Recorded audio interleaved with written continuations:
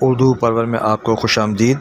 ایک نظم ہے، اے جذبہ دل گر میں چاہوں ہر چیز مقابل آ جائے۔ ہم اس نظم کی تشریح پڑھ رہے ہیں اور اسے جناب بہزاد لکھنوی صاحب نے لکھا ہے۔ آج کی ویڈیو میں ہم اس نظم کے 5ویں شعر کی تشریح پڑھنے کی کوشش کریں گے۔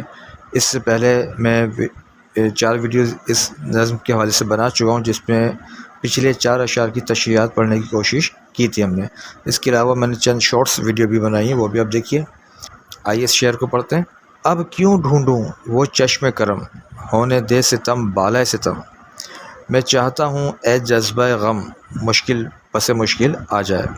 چشم جو ہے، یہ جو سرخ الفاظ ہے، سرخ رنگ میں جو الفاظ لکھے ہوئے ہیں، چشم، ستم بالائے ستم، اے، پس، یہ فارسی زبان کے الفاظ ہیں۔ اور جو سبز رنگ میں لکھے ہوئے ہیں، کرم، جذبہ غم، مشکل، یہ عربی زبان کے الفاظ ہیں۔ اور جو میں آپ کو بتاتے ہی رہتا ہوں، باقی جو سیاہ میں ہیں وہ ہندی کے ہیں، سنسکرت کے ہیں۔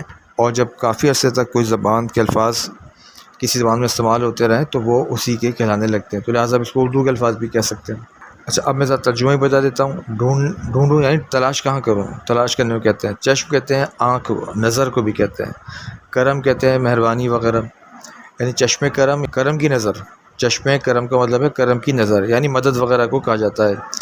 ستم بالا ستم، ستم کہتے ہیں ظلم کو، ستم کے اوپر ستم، یعنی بہت زیادہ ظلم۔ اور جذبہ غم کا مطلب ہے غم کی کیفیت۔ اے جو ہے مخاطب کرنے کے لیے، بلانے پکارنے کے لیے کہا جاتا ہے۔ پس کا مطلب ہے بعد کے بعد، مشکل پس مشکل، یعنی ایک مشکل کے بعد دوسری مشکل، یعنی مسلسل مشکلیں آ رہی ہیں۔ اب انگلش ترجمہ دیکھیے۔ Why should I look for mercy now? Let afflictions multiply upon me. O essence of grief, I now wish for one hardship after another to cross my path.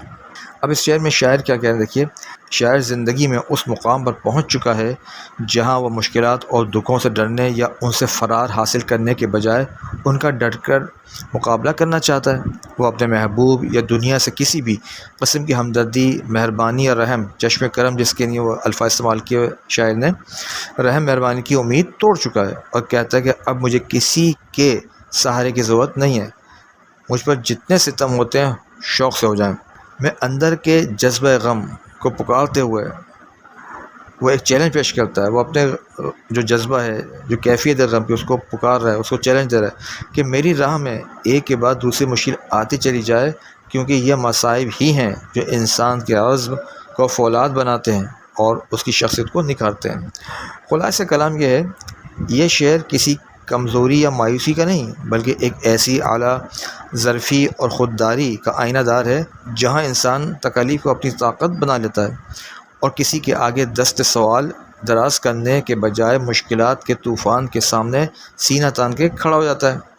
شاعر اپنے غم سے اتنا مانوس ہو چکا ہے کہ گویا مزید مشکلات سے بھی نہیں گھبراتا ہے۔ اب میں نے ایک چیز اور اضافہ کیا ہے آج کی ویڈیو سے، نفسیاتی تجزیہ ہے اس کا۔ کیا ہے یہ شعر بتاتا ہے کہ مسلسل جو آزمائشیں ہیں انسان میں جذباتی مضبوطی، ایموشنل ریزیلینس، قبولیت، ایکسیپٹنس اور ذہنی پختگی، سائیکولوجیکل میچیورٹی پیدا کرتی ہیں، یہاں تک کہ وہ مشکلات سے خوفزدہ ہونے کے بجائے ان کا ڈٹ کر مقابلہ کرنے لگتا ہے۔ اللہ کرے آپ کو ویڈیو پسند آئے۔ اگلی ویڈیو میں آپ سے ملاقات ہوگی۔ بہت شکریہ۔